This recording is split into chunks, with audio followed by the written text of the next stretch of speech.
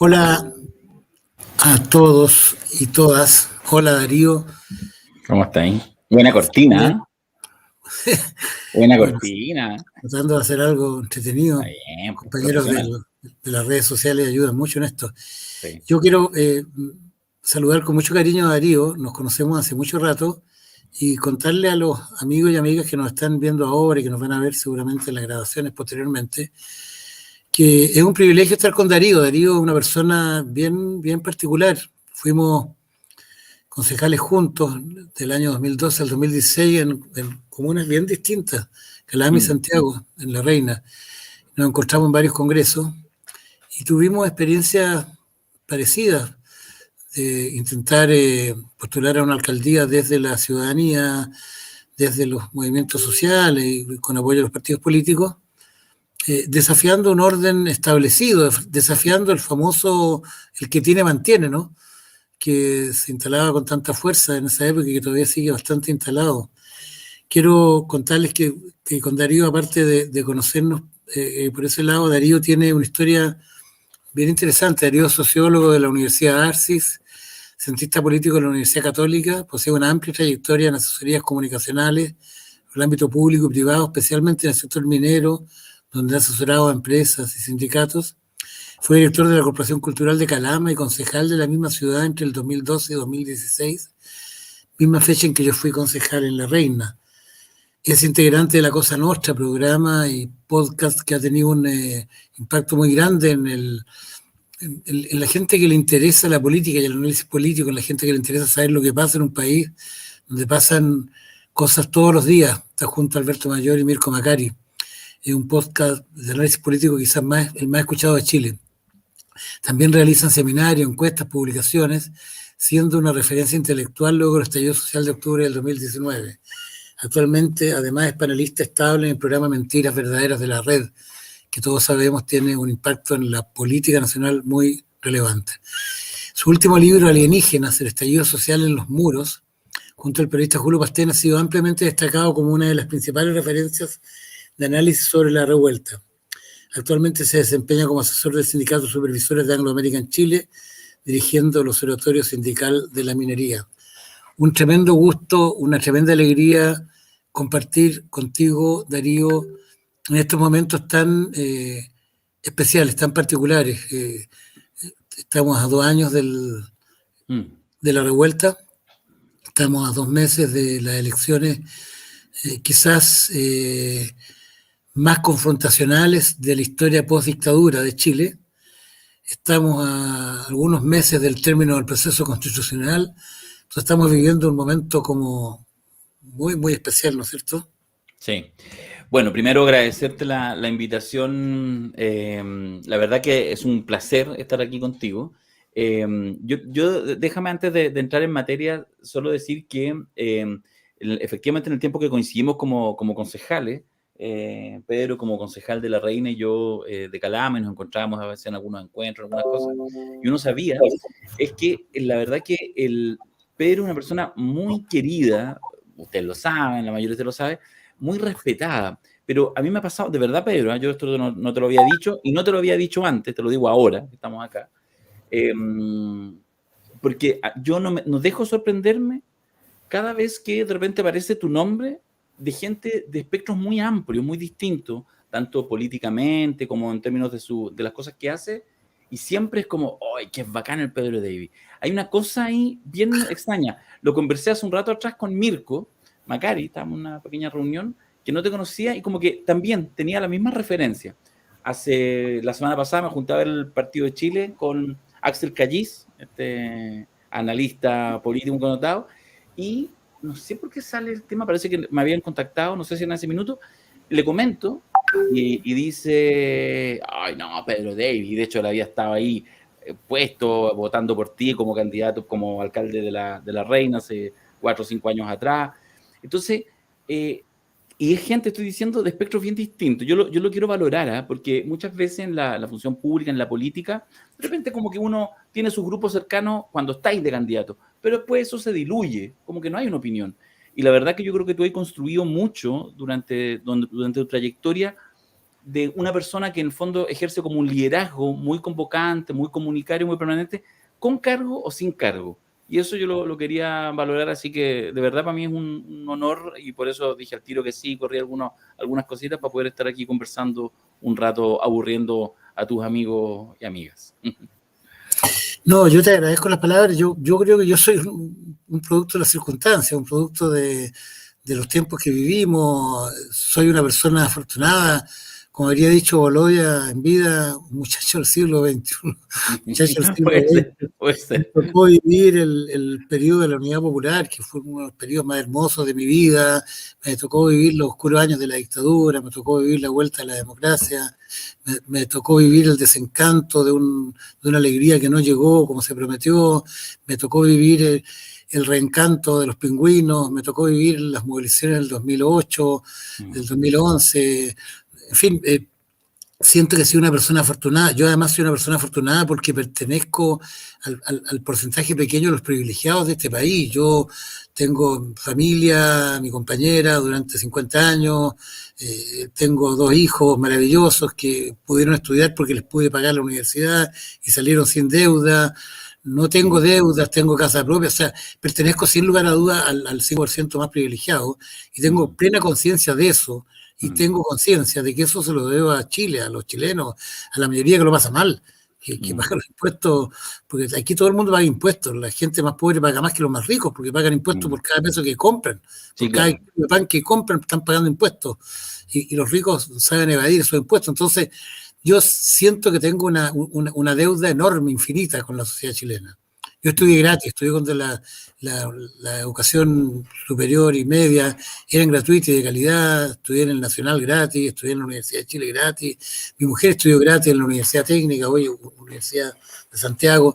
Entonces, solo tengo que agradecer, no tengo nada más que hacer. Y lo que trato de hacer es un poco en esa línea. Y tengo la fortuna, además, de tener grandes compañeras y compañeros en los territorios, en los movimientos sociales, con quienes hemos ido construyendo un hacer colectivo que lo valoramos mucho, desde lo público, pero también desde lo privado. Tuve la oportunidad de ser presidente de los micro y pequeños empresarios, conocí una realidad horrible de cómo lo pasan de mal todos esos emprendedores que se muestran tan glamurosamente en el país. Pero la verdad es que no vine a hablar de mí, solo agradecer tus palabras y explicar que no es esto es un producto de muchas cosas que pasan. Y entrando un poco en materia, Darío, porque yo sé que la gente está muy ansiosa de escuchar opiniones sobre lo que está pasando. Este 18 de octubre se ha intentado mostrarlo como la vuelta de la violencia, la vuelta de los saqueos, la vuelta del desorden incontrolado, la vuelta de una violencia inorgánica que nadie es capaz de resolver. Sectores de la derecha han acusado al gobierno de no querer resolverlo derechamente, la acusación del senador Sondón. Se ha intentado mostrar este 18 de octubre como una violencia similar a la del 11 de septiembre de las Torres Gemelas, como algo para causar un terror enorme. ¿Cuál es la mirada que tienes tú respecto de esta mirada que se intenta instalar sobre el 18 de octubre, cuando otro sector importante, yo creo que muy, muy mayoritario, lo ha visto como una conmemoración de un hecho único en la historia, que fue la concreción de un proceso de demandas sociales que se transforma posteriormente en un acuerdo del 15 de noviembre, acuerdo que es, entre comillas, mejorado con la incorporación del carácter paritario de la convención y de los escaños reservados, y que se traduce finalmente en un plebiscito y finalmente en una convención constitucional que hoy día está instalada y ejerciendo, versus esa otra mirada que es la mirada del terror, que es la mirada del caos. Sí, mira, bueno, a ver, o sea, la mirada del terror a mí no me interesa tanto, fíjate, lo que quieren instalar los otros, ¿eh? Lo que quieren instalar nuestro adversario de vida, de historia. No quiero decir enemigo, pero sí adversario de clase, porque de alguna manera han visto siempre cómo mantener sus privilegios. Es decir, todo lo que tú acabas de decir no le hace sentido, digamos. a mucha gente. De ellos y de su lógica de intentar instalar esas típicas ideas maniqueas, ¿cachai? Como la violencia, etcétera. Bueno, saben porque le hablan a su electorado, le hablan a su mundo y porque lo que intentan establecer es que la definición fundamental es orden-desorden, orden-caos. Y eso ha sido así hoy, hace 50 años la Unidad Popular, probablemente hace, no sé, 150 años también. O sea, eso es permanente y es una manera de ejercer control social. No digo que no sea importante porque es un tema clave, la mirada de cómo su discurso sigue teniendo abono para seguir avanzando. Es cosa de ver nomás cómo ante la caída estrepitosa de Sichel, Kast agarra un Kast versión 2.0, un poco más controlado, más sonriente, ha hecho un buen trabajo ahí sus asesores y sus coaching, eso no me cabe ninguna duda, pero con el mismo discurso fascistoide, abona y avanza. Ahora, eso yo creo que es un fenómeno mundial, global, llegó para quedarse, en realidad nunca no estuvo. La amenaza fascistoide siempre ha estado, con distintas miradas, a veces más cerca de la religión, a veces, bueno, en fin, pero siempre está y siempre le es muy funcional efectivamente a quienes están arriba, a que no quieren que nadie abajo tenga nada y por lo tanto el discurso del orden es fantástico, pues si este orden no sirve. Pero no me interesa. Lo que quiero decir es que eso, quienes estamos en este rato compartiendo esta conversación, los amigos y amigas, espero muchos activistas por la candidatura de Pedro que están en este rato conversando tácitamente con nosotros, digo, lo tenemos más o menos claro. A mí me interesa más cuál es la evaluación que nosotros y nosotras podemos hacer sobre el fenómeno, sobre la mirada respecto al 18 de octubre. Yo creo que eso es una cosa importante, porque yo lo quejaba el otro día en la conversación que tengo en el podcast, que yo veo ahí como dos almas, ¿ya? Como dos miradas. Una mirada que de alguna manera, con todas las complejidades del mundo, entiende, o sea, que el estallido... A ver, primero, no, antes de entrar a esas dos miradas, yo diría lo siguiente, que para mí a veces es medio contraintuitivo en las conversaciones con gente más del mundo progresista o de la izquierda, y es que el estallido social es estallido. O sea, fue un estallido social. No fue una, le podemos decir revuelta, tiene otras concepciones porque de repente uno quiere darle un cierto foco, pero no perder de vista y no agregarle excesivo voluntarismo, que no es que sea una revolución en forma, digamos. O sea, no tenía programa, no tenía liderazgo, no tenía orgánica. De hecho, no tenía nada de eso. Justamente lo que hizo fue explotar aquello.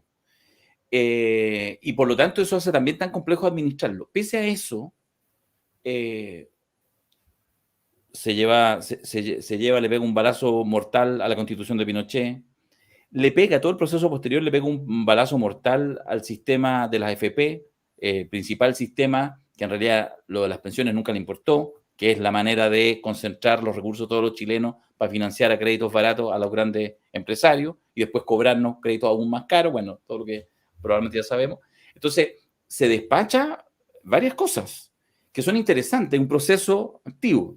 Entonces, bueno, vuelvo al tema. Digo, no hay un proceso, una revolución en forma, no hay programa, por lo tanto, si bien tú y yo nos sentimos seguramente orgullosos y de alguna manera nos paramos en los hombros del estallido social, tratamos de empujar el carro, es el estallido social. Y después para empujar el carro hay que ver cómo uno logra ya ordenar en algunas ideas programáticas, en algunas formas de organizarnos, ojalá de organizarnos de manera distinta, no de la manera clásica, de volver a hacer política, pero de una manera que quizás nunca la hemos hecho, ni siquiera tuvo yo, con las mejores intenciones.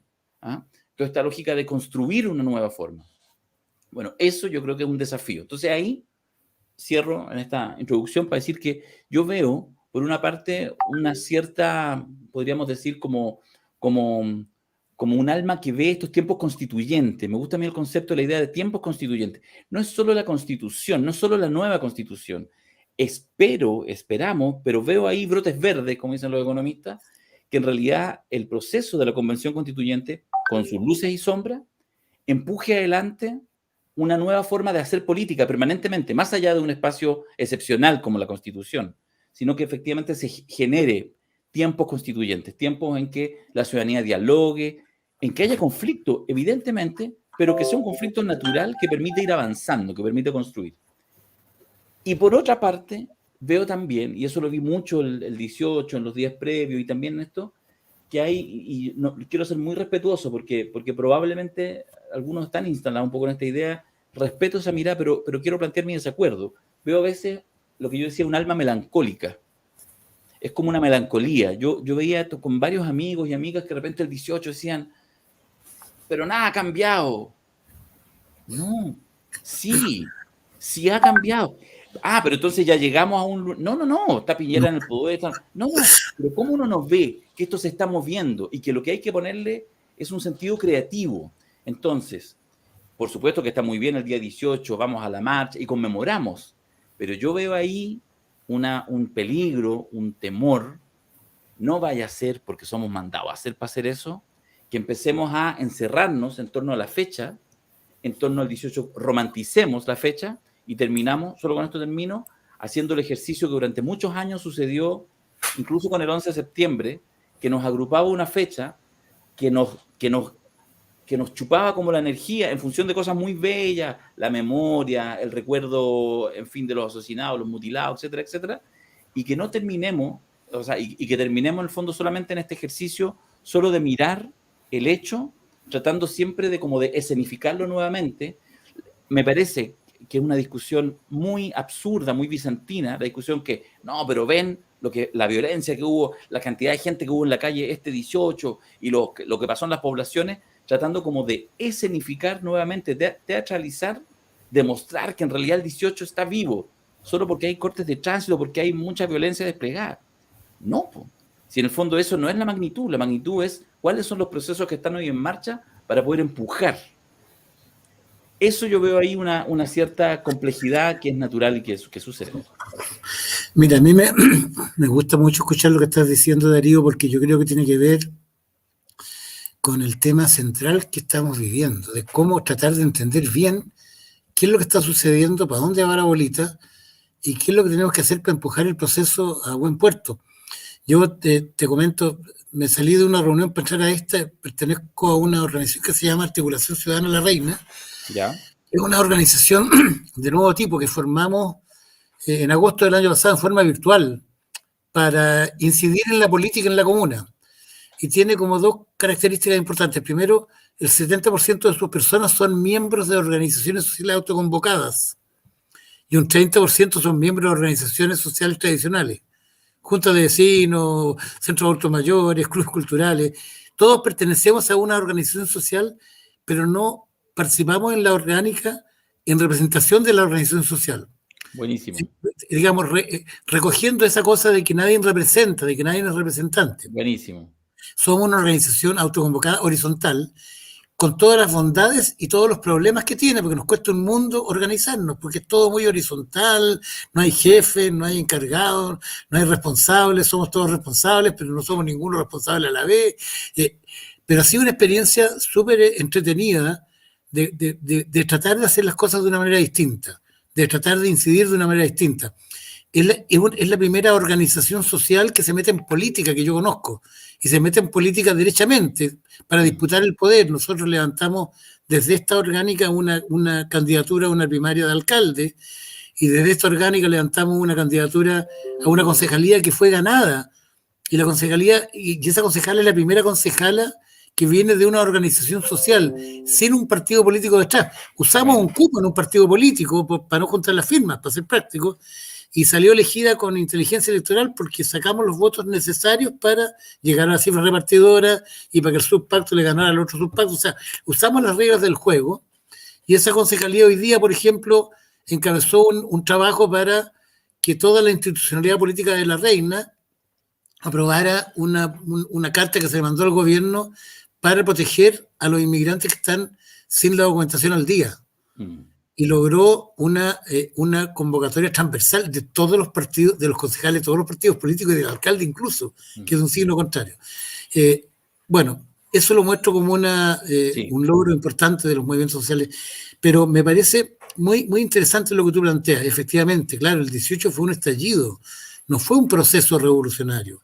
Este 18 es una conmemoración del estallido, pero lo que hay detrás es muy grande, evidentemente es muy grande, tú ya lo has dicho, iniciar un proceso constituyente, cambiar la Constitución por primera vez en la historia de Chile, en un proceso extraordinariamente más democrático que todos los otros. Probablemente hay muchas personas en las que me encuentro yo que nos habría gustado más una asamblea constituyente 100% soberana, autónoma, etcétera, pero muchas veces lo posible es enemigo, lo perfecto es enemigo de lo posible, y no tenemos ninguna duda de que lo que se está haciendo es bastante más de lo que muchos pensamos se podría lograr, incluso el mismo 15 de noviembre. Claro, lo que pasa es que, por ejemplo, hay una cosa interesante del estallido. El estallido es, voy a decir algo que es obvio y voy a decir algo que creo que no es tan obvio.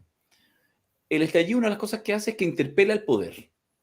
O sea, interpelar en realidad me quedó corto, lo destroza. O sea, el poder económico, los grandes empresarios, están en el suelo. Estoy pensando en términos de legitimidad social. Siguen sus millones y todas sus cuestiones, pero sufren, ¿ah? Los ricos también lloran, como decía una antigua teleserie. Porque de verdad que se les acabó, ya no pueden andar por cualquier lado, ya esta cosa que además llegaban ahí con sus millones, filántropos, para entregar unas luquitas a la Teletón y todo el mundo lo aplaudía. Eso ya se acabó. Algunos todavía lo aplauden, pero ya la cosa la tienen compleja. Quizá el caso más paradigmático es el dueño de Gasco, ¿ah? Pérez Cruz, que terminó devenido en el Guatón del Gas, ¿ah? Cuando trató de sacar con este gesto notable a dos mujeres de lo que él entendía su playa privada, que además no lo era.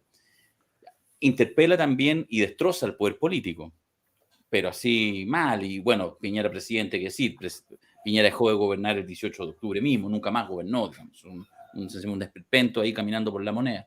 En fin, entonces, eso lo que estoy diciendo es como obvio, la impugnación muy radical al poder y a la forma de ejercer el poder y al abuso que hay detrás de la forma que se ejerce este poder, este abuso que en determinados momentos deviene en represión, que es lo que pasó el 18 de octubre. Había un abuso, una sociedad del abuso instalada, y además después del 18 de octubre, cuando la comunidad, la ciudadanía se enfrenta, muestra su dignidad, lo transforma en resistencia, esto se vuelve como represión.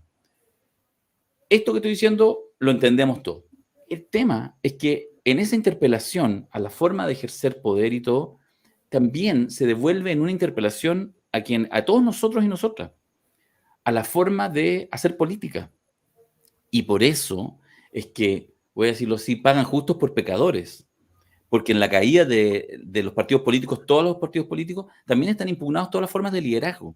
Yo esto lo he conversado, yo trabajo con sindicatos, con algunos sindicatos, no es mi pega prioritaria, pero trabajo también con sindicatos, y yo lo he conversado con algunos dirigentes sindicales y yo les digo, ojo, ustedes están, sí, no, qué sé yo, aquí los empresarios, ustedes también están impugnados. Ah, porque lleváis 4 periodos como dirigente sindical. Y porque en realidad, entonces es súper compleja, porque hay una interpelación a la forma de ejercer el poder. Pero a su vez, cuando uno mira, por ejemplo, en este caso, está impugnado el dirigente sindical porque ya no se reúne con nosotros. Bueno, y uno tendrá que preguntarle, bueno, y tú como base, tú como que eres parte también de tu organización, ¿cuáles son tus esfuerzos? ¿Cuáles son tus aportes? Entonces, lo que tú decías recién, de estas nuevas maneras de organizarse, que justamente apalean un poco esta idea de la representación, que era una buena manera en que unos pocos hicieran todo, el resto no hiciera nada, y el resto se quejara siempre de lo que hacían esos pocos. Eso es un proceso lento y muy, muy complejo. O sea, lo que pasaba, amiga mía, yo la apoyé en las elecciones, la Giovanna Grandón, la tía Pikachu, que ha tenido estas últimas semanas, estas funas medias inventadas, medias de cartón, pero que resuenan igual, y como tiene ya harta figuración, cualquier persona que se acerque y le tire una cosa. Pero yo miraba hace un par de días atrás, ayer o anteayer, afuera de la convención, y entonces unas personas se le acercaban y le... Entonces, y yo me lo preguntaba a mí mismo, la Giovanna Grandón no ha tenido ninguna sola votación distinta a lo que esa persona afuera que la increpaba podría tener, pero era como una cosa así como, no importa, en realidad lo que había, quizás esas personas no lo decodifican así, en realidad es que por el hecho ya de cruzar esa reja y estar en la convención, como que ya entonces ya no merece mi respeto porque no estás en la calle. De hecho, yo decía ayer en un espacio, decía, está bien que no estén en la calle, pues, si fueran electos en la convención y estuvieran todo el día en la calle, no estarían haciendo la pega en la convención, sería terrible, tendríamos que echarlos por flojos, por incumplidores. Pero hay una cosa ahí que está muy instalada, y eso hace que sea bien problemático, incluso en organizaciones pequeñas y bien de base, que se pueda avanzar. Y yo creo que eso es un proceso, no tengo la solución, tengo solamente el diagnóstico del problema. Lo que sí sé es que vamos a tener que avanzar en procesos de democracia abierta, muy poderoso, pero no hay ninguna receta, no hay ninguna cosa mágica, y lo que hay que hacer es ir probando y testeando cómo somos capaces de construir espacios de articulación, de deliberación política y de avanzar sin que rápidamente quienes a veces tienen que tomar una cierta tarea terminen a la vuelta de la esquina como si fueran políticos de 30 años de trayectoria. Yo creo que eso es un tema complejo y ahí hay una interpelación, insisto, de la cual tenemos que hacernos cargo porque los tiempos han cambiado, pero no necesariamente y automáticamente lo que venga para el futuro será mejor, si es que uno no es capaz de reconstruir la manera de hacer trabajo participativo. Mira, no puedo dejar de acordarme de lo que se discutía muchos años atrás, en realidad, cuando se discutía de quién era primero, el hombre nuevo o la sociedad nueva. Cuando se discutía por dónde construíamos el futuro, si no éramos capaces nosotros mismos de tener hábitos distintos. Cuando hoy día conversamos acerca de las prácticas medioambientales, el cuidado del agua, la producción de basura, el reciclaje, el maltrato a los animales, los derechos de la naturaleza, de alguna manera hay una interpelación al modo de vida, al modo de ser, al modo de convivir, al modo de relacionarse. Cuando la gente habla de machismo y la pareja no funciona con conceptos de igualdad de género, cuando uno habla en fin, de las prácticas medioambientales y riegan el jardín con agua excesiva, estamos hablando de eso, pero cuando vamos a lo político y cuando vamos al tema de las relaciones humanas, de las relaciones, lo que decías tú de los sindicatos es evidente, no hay ninguna duda. Lo que pasa en las organizaciones sociales, yo en la elección pasada, cuando fui candidato alcalde, se me ocurrió decir en un momento determinado de que había muchos dirigentes sociales que estaban apernados, se me vino el mundo encima. Y resulta que efectivamente así es, pues hay dirigentes que se instalan por años y años y años y hablan de su sede, de su organización, o sea, el derecho de propiedad más absoluto. Pero creo que lo que se abre a partir del 18 de octubre, para mí tiene, claro, no es una revolución, sin embargo es una especie de quiebre de paradigmas, de punto de inflexión, como muy potente, porque hoy día, por ejemplo, claro, está la pandemia por medio, nadie se atreve a discutir que la salud tiene que ser pública. Sin salud pública no habría pasado lo que ha pasado, la pandemia habría sido aún mucho más terrible. Nadie se atreve a discutir hoy día que las AFP abusan y se han quedado con el dinero de todos los chilenos. Nadie se atreve a discutir el poder omnímodo o sea, se pone en duda el poder omnímodo de los bancos y la gente está reclamando. Y eso porque se instalan construcciones, tú como sociólogo y que tienes mucho más manejo que yo en esto, se instalan como construcciones sociales que ya son, mira, yo me recuerdo el año 2006, yo era dirigente nacional de la CONUPIA, se nos ocurrió ir a protestar a los bancos contra el abuso de los bancos frente a los pequeños empresarios, y llegábamos 10 dirigentes con un megáfono, porque era demonizar a los bancos era una cosa prohibida socialmente. Demonizar al mercado era prohibido socialmente. A lo más se hablaba de equilibrar el mercado, de hacer simétrica la participación de las empresas, conceptos geométricos aplicados a la economía. Hoy día yo creo que nadie lo duda. Entonces, toda esa instalación que se hace es lo que permite empezar a discutir algo que yo siento que todavía nos hace falta, que es cuál es nuestro proyecto de sociedad, porque los socialismos y las izquierdas en Chile y en el mundo, después de la caída del muro o de los muros, se quedaron como mercando ocupado. Yo escucho poca gente reivindicar el socialismo como concepto, como modelo de vida. No estoy hablando de los socialismos de Europa del Este, no estoy hablando de socialismo con nombre y apellido. El capitalismo triunfa en los 90, se instala como doctrina única, se llega a hablar de que se acabó la historia, se habló del fin de la historia, ¿no? Que ya lo único que quedaba era ver cómo le arreglábamos un poco el rostro al capitalismo. Pero viene la versión moderna del capitalismo, que es el neoliberalismo, y el neoliberalismo dura un par de décadas o 3 décadas y se agota. Hoy día estamos en Chile en este proceso, y no sé cuál es tu mirada, porque aquí confluyen hartas cosas, confluye un proceso constituyente, confluye un cambio de gobierno, confluye una nueva época, porque estamos viviendo una nueva época en el mundo en general, hay crisis climática, no sé, ¿cómo conjugas eso tú, Darío, como analista? Mira, yo tengo solo una intuición, porque tengo puras dudas, así, pero dudas mal, digamos, dudas dramáticas.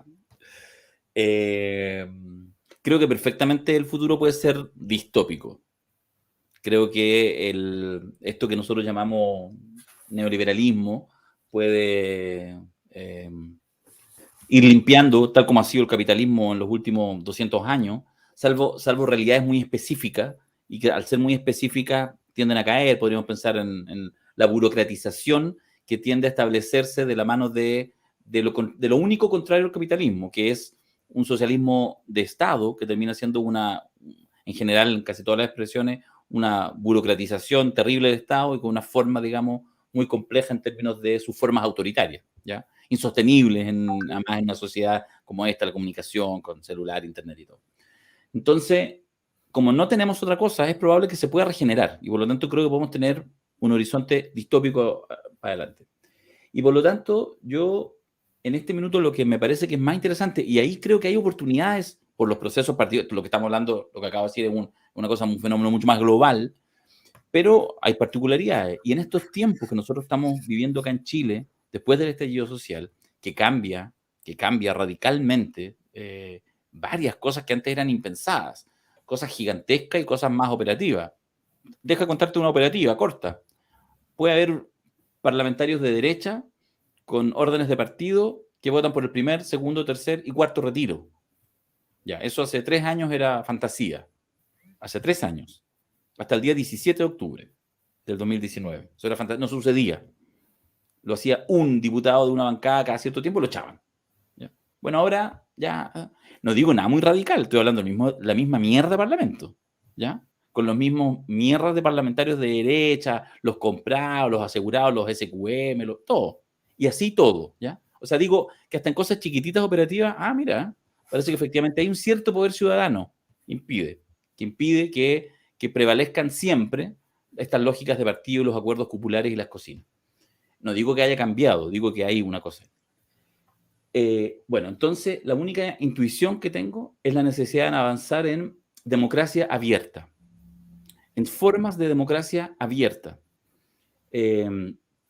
Hay una experiencia que, de hecho, si alguien está interesado, puede ir a mirarla, que a mí me parece bien interesante porque lo operativiza, que siempre una cosa es el discurso de sociólogos, filósofos, cientistas políticos que podemos hacer aquí, y otra cosa es cuando algunos lo operativizan, que es, por ejemplo, la experiencia de los 400, que hizo la Fundación Tribu con algunos, se asoció con algunos, y que hicieron un trabajo en el último año construyeron un parlamento por sorteo. Parlamento por sorteo, que es una idea que está ahí resonando, ¿eh? La posibilidad de que para ciertas cosas uno puede construir incluso, de hecho, parlamentos temáticos. Vamos a discutir de tal tema. Y hacemos un sorteo. Todos los chilenos tienen la posibilidad de estar en ese sorteo porque se sortea por cuadras, después por casa, se invita a participar, etcétera, etcétera. Y entonces preguntarle a los chilenos mediante sorteo, o sea, gente común, por lo tanto, que esté ahí con el posgrado en Oxford, el empresario y el que vende sopaipillas en la esquina, todos así. Yo creo que, comillas, paréntesis, algo de eso tiene un poco la Convención Constituyente hoy día. Hay por lo menos varios casos de esos. Es una de las razones por las cuales yo apoyé a la Giovanna Grandón. Me parecía muy interesante que una tía del furgón, de lo Hermida, pudiera ser constituyente. Y la apoyé sin saber muy profundamente qué más pensaba. Me parecía interesante. Y me sigue pareciendo interesante. Y no espero que después de un año de estar en la convención salga graduada en Derecho. Me interesa que siga siendo la misma mujer y que sus propias intuiciones y sus propias cosas que le gusten, lo que no le gustan, se expresen. Eso ya me hace muy feliz. Y saber que hay gente como ella también de eso, también como hay gente que sabe mucho. En fin, bueno, vuelvo al tema. Entonces, hicieron este parlamento, hicieron esta experiencia, pero lo que quiero decir es, me quedo con esta idea, cuando uno empieza a radicalizar. ¿Y por qué lo digo? Si esta es la idea matriz, Pedro. Hoy en día a mí me parece que ya es absurdo, pero todavía seguimos en ese absurdo, suponer, por ejemplo, en el caso de los presidentes de la República, que algo tan precario, mira lo que voy a decir, tan precario como ir el 21 de noviembre primero y el 19 de diciembre seguramente en segunda vuelta, y cruzarle una rayita a algún hombre o una mujer que está ahí de candidato y que tenga la mayoría de los votos, haga que solo por ese gesto, hoy 21 de noviembre pensé que tal tipo era el mejor presidente. Y votamos 3 millones, pensamos eso, así que le dimos la primera mayoría. Que ese hecho haga que esa persona sea presidente o presidenta de la República por 4 años y por lo tanto casi se transforma durante esos 4 años en una monarquía. O sea, Piñera debió haber salido el 19 de octubre. O sea, ya no tenía poder. Entonces es un desastre para todo, hasta para Piñera. Hasta para Piñera. Es un desastre. ¿Qué hace ese tipo ejerciendo un poder que ya no tiene? El 19 de noviembre, o sea, Piñera después del 18 de octubre ha transitado en apoyos entre el 6, 7, 8, 10%, no más, durante 60% de su mandato. Eso es absurdo. Eso lo único que hace es matar la democracia. Cuando hoy en día, con este aparatito que tenemos acá, los celulares, tomamos decisiones todos los días de cosas relevantes que implican nuestra vida. Tomamos decisiones, apoyamos, decidimos qué comprar, decidimos qué ver, decidimos millones de cosas. Eso, entonces, la política empieza a ser un lugar súper alejado de la práctica cotidiana, de que yo tomo mis decisiones casi en todas las cosas. Por dónde me voy, qué hago. Bueno, yo creo que eso es importante, eso creo que cada vez a las sociedades, a la juventud le va a hacer menos sentido. Entonces la democracia termina siendo un gesto anacrónico y eso es terrible, porque finalmente la democracia, la política es el espacio de lo público. Entonces, bueno, yo creo que en eso hay que avanzar con distintas iniciativas, no sé qué, porque además supongo, termino con esto, Pedro, que además cuando uno empieza a activar el músculo de la participación, pero la participación de verdad, pues, es decir, participo en esto y lo determino, yo tengo la expectativa que esa activación de músculo empieza a generar entonces entornos, sociedades más informadas, más participativas, más politizadas, porque si no también es súper fácil la interpelación a los políticos, al sistema, al presidente, cuando está ahí en tu casa rascándote las bolas, digamos, para decirlo en buen chileno.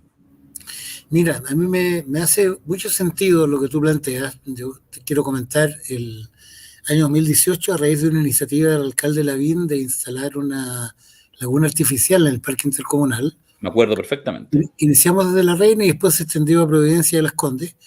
Un proceso de movilización, porque nos oponíamos a eso, no nos gustaba, no queríamos que el Parque Intercomunal se constituyera en un pequeño Miami con palmeras tropicales, etcétera.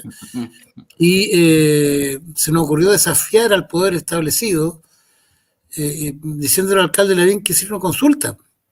Las consultas no son vinculantes, los plebiscitos en la práctica no son vinculantes, pero nosotros ya habíamos tenido una experiencia en La Reina anteriormente de haber votado en un consejo municipal cuando yo era concejal, hacer una consulta para una enmienda al plan regulador, donde yo propuse que para que fuera cierto esto, el consejo municipal acordara respetar el resultado de la consulta. Entonces la convertimos en vinculante de hecho, más allá de lo que decía la ley.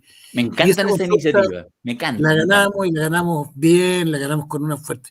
Y la consulta que llama el alcalde Lavín, además, él muy seguro de que iba a ganar, dijo, sí. Y si pierdo, yo estoy dispuesto a poner 3.300 millones de pesos para mejorar el parque, dinero que no era de él, digamos, sino que era una deuda de la Municipalidad de Las Condes con el Estado de Chile, digamos, a raíz de una mejora al metro, de los dominicos, etcétera.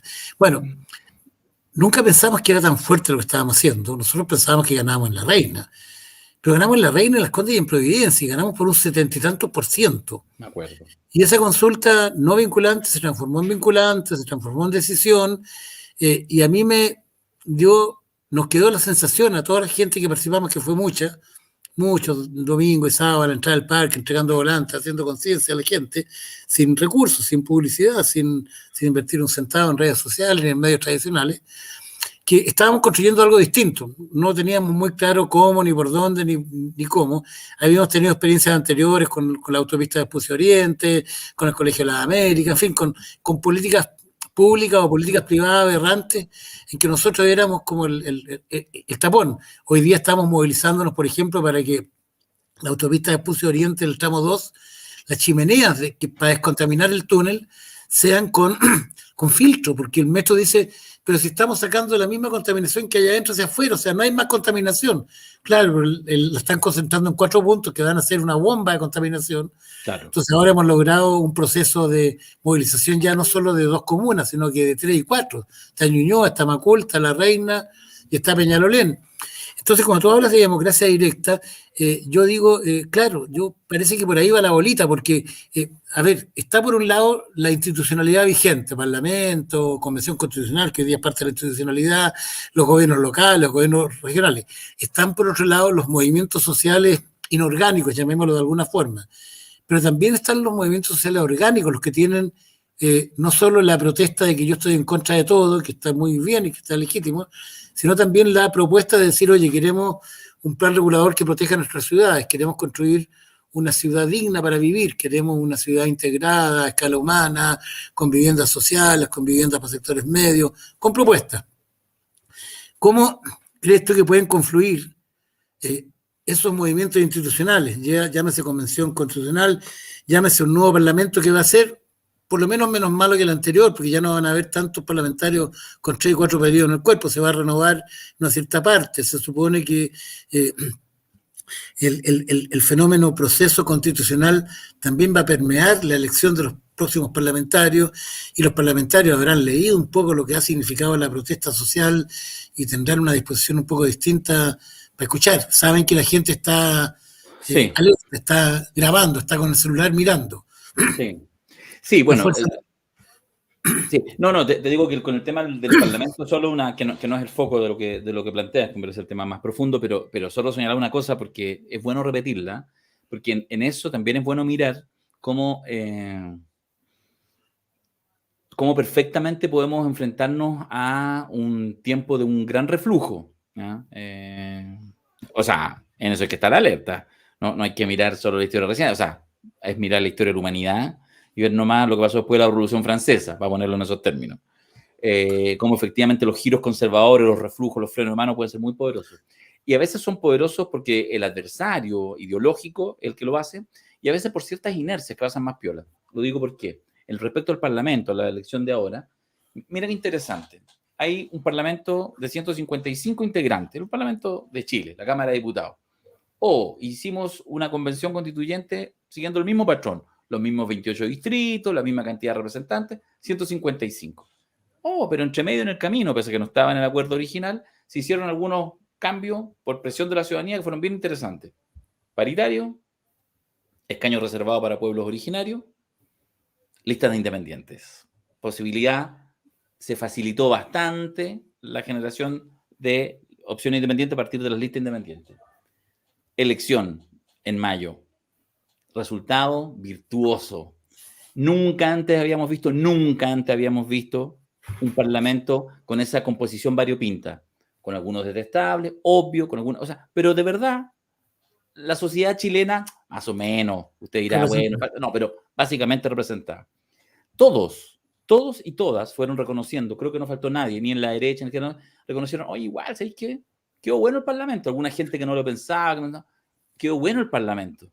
Y ahí está la convención avanzando, virtuosamente. Oye, pero han tenido una pelea, obvio, pues, si son representantes de la sociedad chilena, tienen conflicto.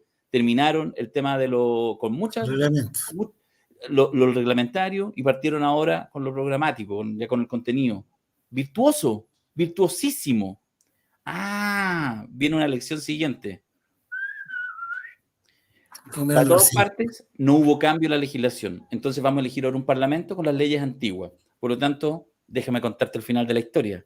El 22 de noviembre vamos a tener un parlamento que va a ser más o menos cuoteado políticamente, más o menos efectivamente órdenes de partido y toda la cuestión. Entonces, pudimos tener un parlamento, mira, déjame decir una cosa, lo más liberal del mundo, ni siquiera con perspectiva de clase, ¿no? Que hubiera sido paritario. No, pero si era cosa que el actual parlamento votara paritario. No, nada, no hubo ni un cambio.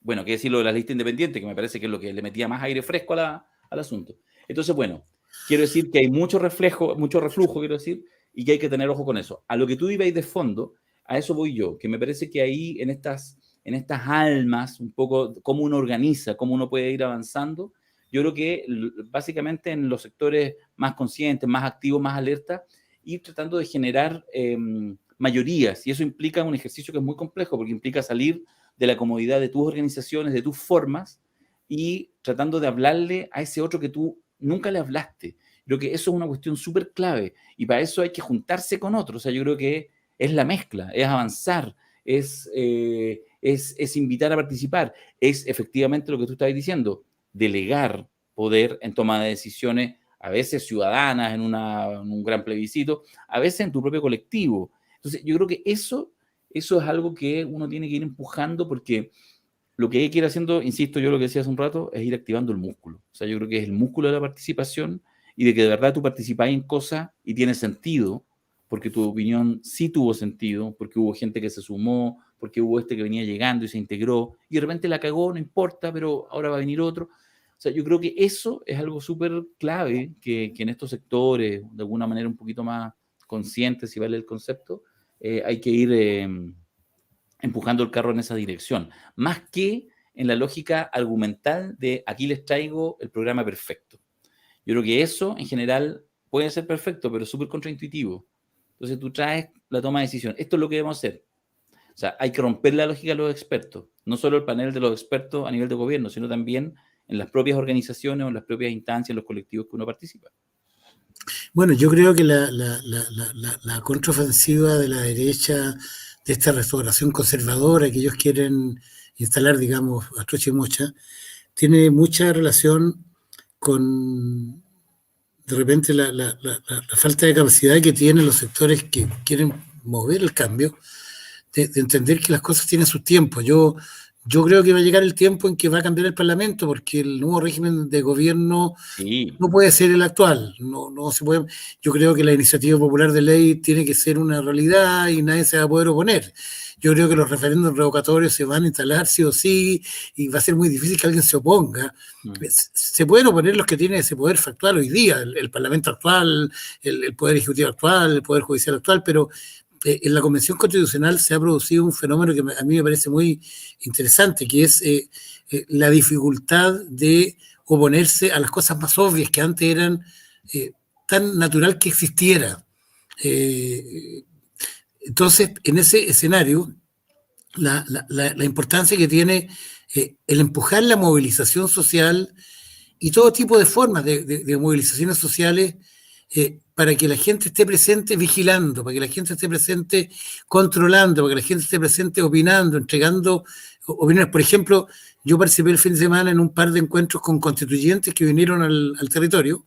¿Ya? Y una de las cosas que surgió por todos los lados era la imperiosa necesidad de que la convención mejore los procesos comunicacionales, busque formas de informar de manera más, de que se presione a la televisión para que la televisión hayan minutos permanentes en que se informe lo que está haciendo la Convención Constitucional para que la gente sepa, que se mejore la comunicación acerca de los procesos de participación ciudadana para que la gente pueda hacer llegar sus puntos de vista y la gente sienta que esta Constitución la hacen 150 personas elegidas democráticamente que además están disponibles para escuchar lo que la gente está pidiendo. Yo, por ejemplo, me sentí con libertad de plantearle a un constituyente que yo consideraba que había sido mañosa la forma en que se había decidido mantener los 2/3. Pues se había decidido por mayoría siempre mantener los 2/3. Entonces yo dije, ¿por qué no se decide por los 2/3 si se mantienen los 2/3? Y el constituyente tuvo la decencia de decirme en realidad sí, fue mañoso. Y lo decidimos así. Bueno, le dije, yo espero que no sea mañosa la forma en que se implementen los plebiscitos dirimentes, porque ahí sería un poco frustrante. Yo sé que va a ser muy difícil, sé que requieren de iniciativa de ley del Parlamento, pero por lo menos hay un camino de salida, porque yo creo que hay mucha gente que piensa que la Constitución tiene que ser estable, pero no inmutable, y que por tanto 3/5 es una mayoría suficientemente razonable para darle estabilidad, sin que se convierta en una cosa que no se puede cambiar nunca, porque tampoco queremos que esté cambiando la Constitución cada 4 años, pero la Constitución tiene que poder ser modificable en un tiempo razonable, porque cambia el mundo, cambia la vida, cambia la realidad. Entonces tenemos que entender eso de una manera importante. Pregunta Darío, todo el mundo quiere que haya paz, todo el mundo quiere que haya tranquilidad, que no haya desorden. ¿Cómo compatibilizar la efervescencia popular, la rabia? Porque hay rabia en la gente, hay gente que está con rabia, hay gente que se siente todavía invisibilizada, que siente que sus demandas no han sido tomadas en cuenta, y eso es parte de la realidad concreta. Hay un proceso constituyente que toma su tiempo, sin lugar a dudas, y la Constitución no resuelve los problemas de la gente per se, sino que genera un piso. ¿Cómo ves tú que el mundo político, que el mundo, que los candidatos, los diputados, los senadores, el próximo presidente, los consejeros regionales, los alcaldes, los concejales, en fin, la gente que está más en el círculo más inmediatamente directo de la toma de decisiones políticas, puede contribuir a este proceso de ampliar la democracia, de ciudadanizar la democracia y de incorporar en los procesos a toda esta gente que está con tanta rabia, que está en esto un poco por la desesperanza, por el odio, porque no le tocó nada de la repartija de la torta. ¿Cómo ves tú esa situación? Sí, lo que pasa es que la pregunta es complicada porque además hay una paradoja inicial con el tema del estallido social y que tiene que ver con su carácter violento. O sea, yo siempre digo en las presentaciones que, desde mi perspectiva, hay tres que son los elementos centrales que le dan el carácter al estallido social. Lo primero es la quema del metro. No por la quema del metro, sino por la reacción frente a la quema del metro. O sea, si 3 días antes del estallido social nos parábamos afuera, así como notero, en la calle, y le preguntábamos, oiga, ¿qué le parece que se quemara el metro, no sé qué? El 98% de la gente diría, terrible, no sé qué. Bueno, cuando se quema el metro ese día, era tan intenso que me da lo mismo quiénes lo quemaron, me da lo mismo los sectores más activos, incluso así, las protestas aledañas. Era la manida señora Juanita, que siempre hablaba el expresidente Lago, es la que le ponían el micrófono y ella no tenía los elementos para condenarlo. Esa es la parte como heavy, fuerte del estallido social. Hubo una sociedad chilena, y lo vimos todos y todas en los días siguientes, sobre todo la estrategia habitual de los canales que salieron las primeras horas, justamente a buscar la opinión del ciudadano común para que condene todo acto de violencia, y no la encontraron. Y en 48, 72 horas, la mayoría de los canales tuvo que cambiar su parrilla porque se funaron a los noteros, a los periodistas en la calle. Y la gente les decía, está bien, ¿por qué dicen tanto? Porque en realidad lo que pasó aquí no me han atendido en el hospital. Y salió, esa rabia contenía esa cosa. Entonces, es un primer elemento, la quema del metro, pero insisto, la reacción. Los saqueos masivos, de alguna manera lo mismo, generó también un medio atávico, porque ahí surgieron después los chalecos amarillos en algunos sectores más acomodados, y realmente ni siquiera tan acomodados, pero casi siempre la mayoría en estas ciudades con tremenda segregación, siempre mirando, yo estoy acá en mi villa, pero en realidad la población que está a 3 cuadras, eso me quieren venir a saquear. Generó un miedo, yo creo, atávico en vastos sectores de la sociedad chilena, sobre todo en las capas más acomodadas. Y la masividad, podríamos enfocarla en el 25 de octubre, en la marcha más grande de la historia y cómo se replicó a lo largo del país. Pero en realidad son esos 3 elementos, es decir, el componente de la violencia fue clave. Lo que yo digo es que es deshonesto intelectualmente, lo repito permanentemente, que alguien pueda decir cualquier cosa distinta que no sea, partir diciendo que estamos escribiendo esta constitución porque hubo un 18 de octubre que fue extremadamente violento, incalculadamente violento, y que además contravino todo lo que los propios chilenos y chilenas pensamos de nosotros mismos, que somos más bien como calmos, que somos más bien como moderados. Yo creo que eso es cierto, y eso fue lo extraño del 18 de octubre. Entonces, si tú me compras la tesis, diremos que es medio complejo, porque en realidad, de hecho, de ahí a transformarme en un libertario anarquista radical y ponerme a poner bomba como militancia política, podría haber un paso. Donde no hay que perderse, ahí le abro a los candidatos a terroristas, es que en realidad esa violencia no fue una violencia ni durante ni previamente conducida. Por eso da lo mismo. Por eso no tiene que ir con que todos, entonces ahora este es el camino. No, si no hay camino. Si fue un estallido social. Un estallido social. Tuvo que ir con una irrupción de otro tipo, no de una conducción. No que hubiera habido grupos movilizándolo. No. De repente se dio. Chile tuvo su día de furia y Chile despertó. Eso era el estallido social. Furia y despertar. Entonces, lo que yo digo con eso es que eso instala un tema bien complejo, porque en realidad pareciera ser, eso es bien triste, es súper triste, que sea la violencia lo que te posibilita que haya cambios. Eso es bien triste. Y yo creo que eso justamente, voy a ir nuevamente al tema, no solo impugna el poder, nos impugna a nosotros. ¿Cómo construir caminos? Tú dices de paz, claro, pero efectivamente la única manera es que la paz no sea, como yo creo que fue para mucha gente, la manera de taponear los cambios. En el fondo es como la paz como orden. Y eso, que es el discurso más bien de la derecha, los sectores conservadores, incluso algunos sectores progresistas, pero con un alma conservador, que van a instalar mucho. Ante eso, yo creo que la única manera que uno puede anteponer es lo que estamos hablando, es decir, procesos participativos poderosos, interesantes, que sean capaces de además incorporar a la gente, que uno cuando participa de alguna cosa, no estoy pensando en la reunión clásica, participo de alguna estructura, de alguna articulación, sea ojalá puro crecimiento. Entonces, que uno sea feliz participando, que sea feliz. Yo lo que más te deseo a ti, le deseo a la gente que está participando en tu campaña, es que, y yo creo que eso ha pasado mucho contigo, lo sé por algunos testimonios de gente que ha estado en tus campañas anteriores, que además lo han pasado bien, han disfrutado. Bueno, ahí hay un germen súper interesante, ¿cachai? Yo creo que cuando eso pasa, es probable que nosotros, muchos nosotros y nosotras, seamos capaces de ir ofreciendo una alternativa distinta para una construcción democrática, pacífica, comprensiva, dialogante, tolerante, pero que avance, que genere cambios. Mira, estamos en eso y yo, a raíz de lo que tú planteas, me surge lo siguiente. Hoy día hemos escuchado que el senador Sandón dice el gobierno es culpable porque no para la violencia. Hemos escuchado políticos tradicionales que dicen condeno la violencia, venga de donde venga. He escuchado a otros que dicen, bueno, son los manifestantes, que son la mayoría los que deben controlar la violencia. Todo el mundo dando cátedra de cómo parar la violencia, pero nadie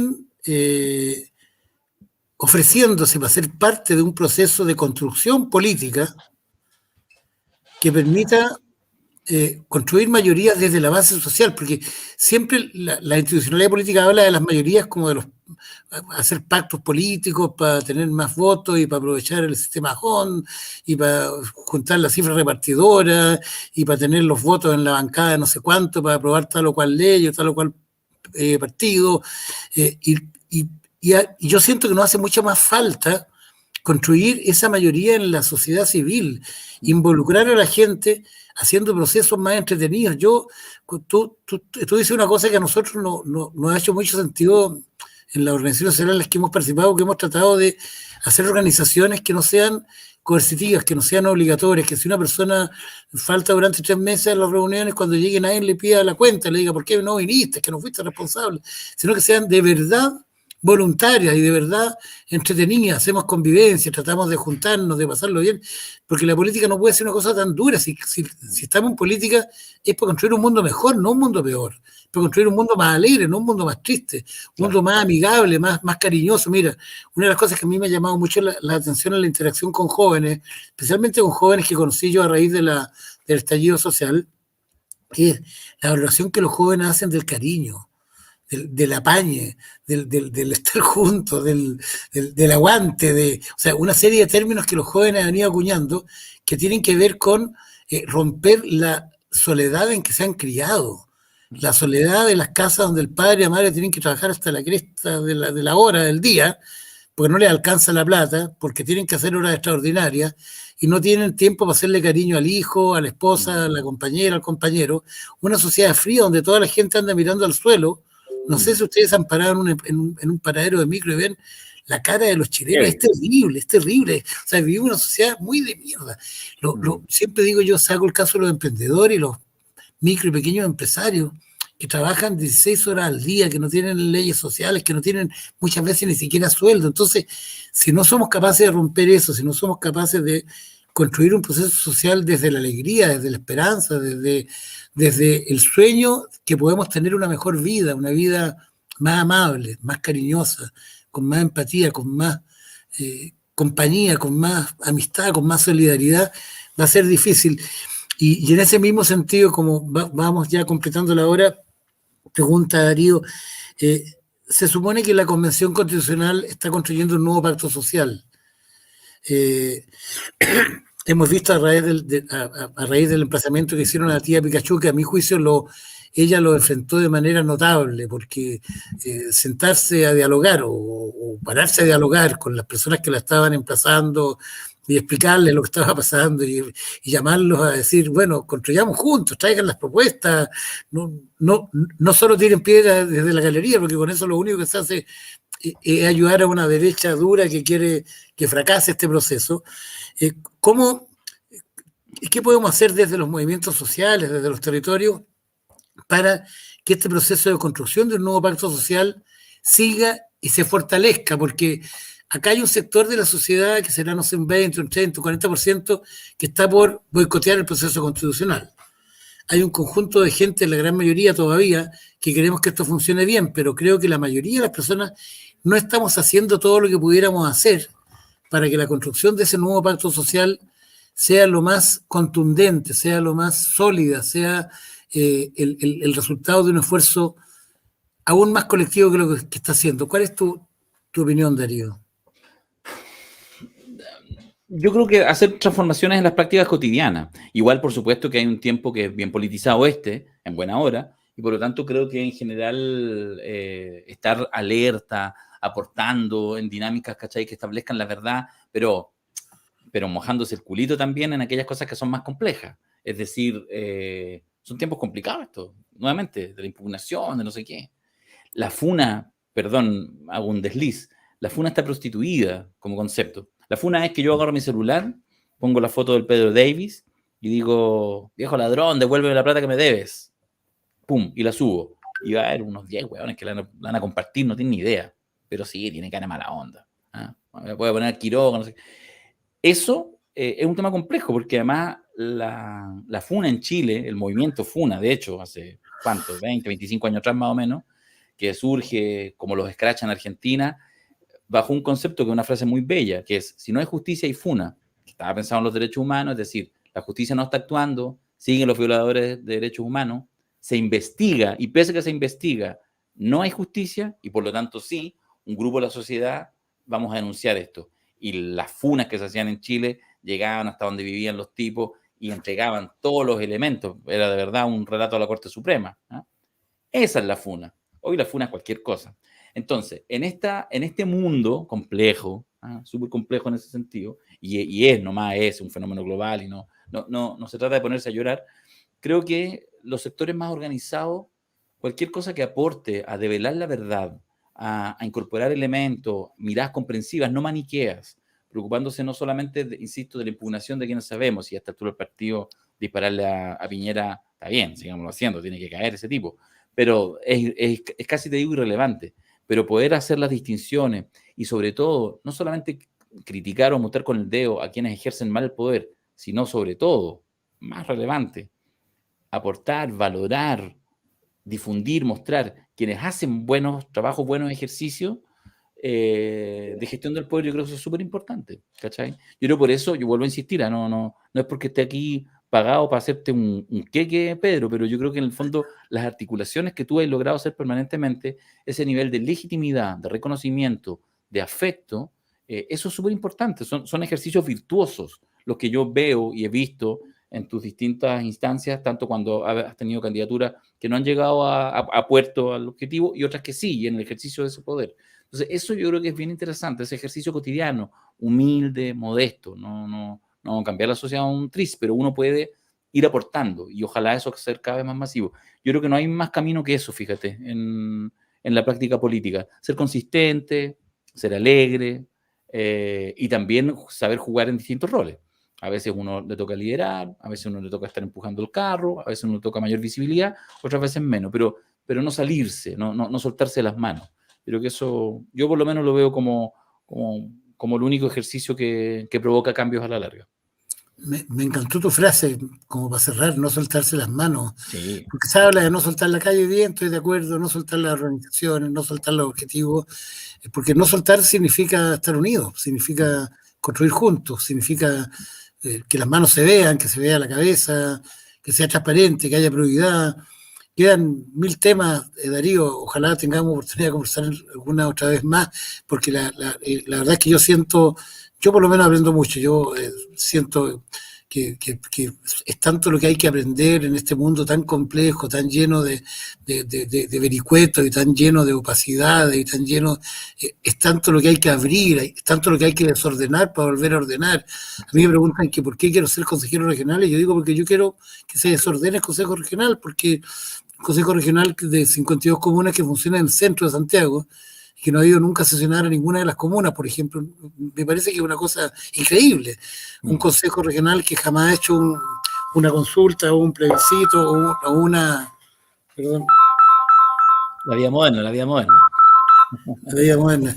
Entonces yo voy a ir a desordenar, y lo digo con toda patudez nomás, porque creo que el desorden no es malo si precede un nuevo orden. Sí, pues.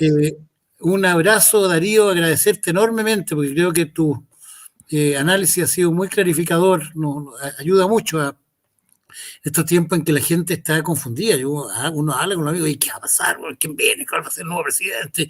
¿Qué va a hacer? ¿Sale caso? ¿Hay que dar la cagada? En fin, y que la Proboste es de la derecha, que no es de la derecha. O sea, hay un nivel de confusión en la gente enorme, a pesar de que yo creo que no hay tanta confusión respecto de por quién van a votar. Yo creo que se dan dos realidades así como bien extrañas. La gente dice, no entiendo qué cresta pasa, pero tiene súper clarito por quién va a votar. O sea, yo no creo que nos vayamos a encontrar con demasiadas sorpresas. Bueno, toda esta historia de Sichel, claro, que Sichel cae, que sube Kass, que está la Proboste, que en fin, pero no sé, yo estoy seguro que Boric va a ser primera mayoría en la primera vuelta, de las dos primeras mayorías, y va a ganar la segunda vuelta. Espero que así sea, estamos trabajando para eso. Y creo que claramente no hay ninguna duda. Yo que no estoy trabajando para eso, no tengo ninguna duda al respecto, así que imagínate. Yo sí estoy trabajando, yo siempre he sido partidario de que la encuesta hay que... Bueno, yo estoy metido en la política, por lo demás, entonces yo estoy trabajando por un candidato a senador, por un candidato a senadora, o sea, un candidato a diputado, una candidata a senadora y un candidato a presidente, porque creo que en esto uno tiene que jugarse el poquito. Totalmente. Bueno, un abrazo grande, Darío. Un placer, Pedro. Por ahí nos encontraremos para tomarnos un cafecito, una cerveza. Ya pues. Y que estés muy, muy bien. Gracias. Un abrazo a todos y a ponerle aguante, ¿eh? O sea, los que están ahí apoyando, los que te apoyan, no like, moviendo, WhatsApp, todo lo que hay que hacer, todo lo que hay que mover. Ya, un abrazo, que estés bien. Chao, chao. Chao, chao.